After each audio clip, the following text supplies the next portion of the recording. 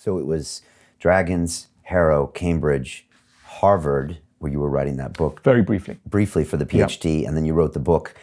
I mean, 23 years old to write a book that sells millions of copies. I mean, there's Hollywood actors that are, in the gutter for success like that early on. Yeah. Was that a good or a bad thing? And did it surprise you? And in retrospect, how did that happen? Look, I think in a way, people who achieve a lot, you always have to ask, why isn't it okay just to be them? Why do they have to put on other things in order to make themselves presentable to the world? And some of it is authentic and coming from a place of health and creativity, and some of it is coming from a place of fear. And I think the two, operated for me. So I think that I needed to perform to impress those around me who, I felt I had to kind of put on a show for. But at the same time, I loved thinking, writing, creating. That's my lifeblood. But I wish I could have been a little more relaxed about the whole thing. But then it wouldn't have been published. Maybe not. Right. And that was a big moment for you. It was a big moment. So I was 23, and suddenly I was able to make my living as a writer, which I'd never expected. I'd never, I thought it was just like a distant dream. And suddenly I was, getting paychecks for having put words on a page and describe my inner life.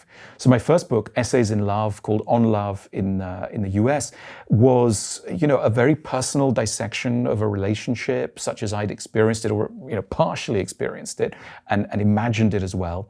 And it was a kind of work of psychology, and it rang a bell with people. And that book is, it's published a long time ago now. It came out in 1993.